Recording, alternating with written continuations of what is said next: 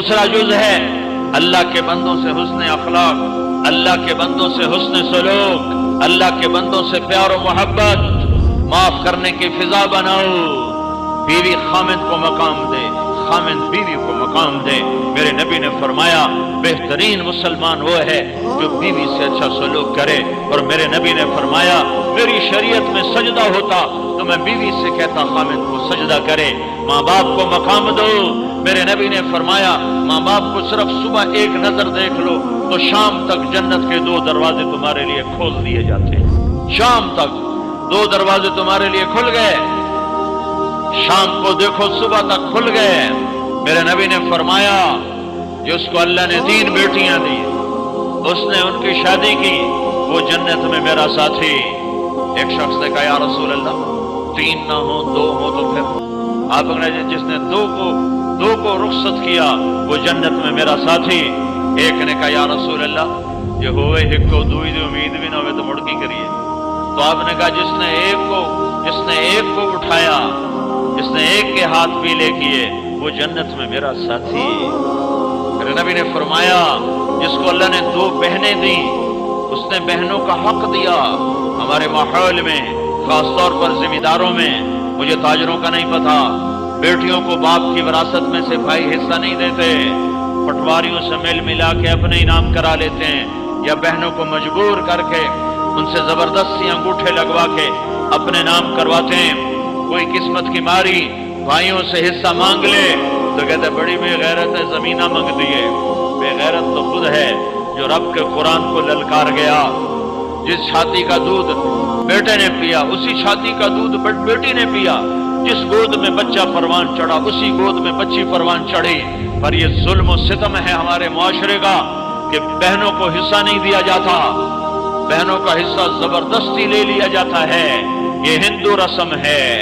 میرے نبی نے فرمایا جس کو رب نے 2 بہنیں دی اور اس نے ان کا حق ادا کیا اور ان کی شادی کی، اور شادی کے بعد بھی ان کے سر پہ ہاتھ رکھا تو اس پہ جنت واجب ہو گئی۔ بہنوں کو حصہ دو ورنہ رزق حرام ہو جاتا ہے۔ میں رائیونڈ پڑھتا تھا، میں نے دینی تعلیم رائیونڈ میں حاصل کی۔ میرے استاد ہیں قرآن کی تفسیر کی مولانا جمشید علی صاحب۔ میں اپنے گھر سے اپنے باغ میں سے شہد اتروایا اور ایک بوتل لے کر گیا ان کی خدمت میں۔ 1977 کی بات، 77-78 10 روپے کی بوتل آ جائے شہد۔ میں نے کہا حضرت میں آپ کے لیے شہد لایا۔ فرمایا کہاں سے لائے ہو؟ میں نے کہا جی میرے اپنے باغ کا ہے۔ تو میرے استاد مجھ سے فرماتے ہیں تیرے باپ نے اپنی بہنوں کو زمین میں سے حصہ دیا تھا، 1 بوتل شہد لائی، تحقیق کتنی ہو رہی ہے؟ بہنوں کو حصہ دیا تھا۔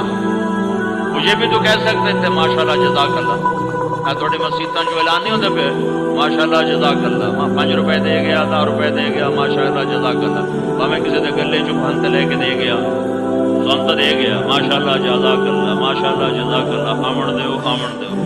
جس نے اللہ کو جان دینی ہوتی اس کے انداز اور ہیں۔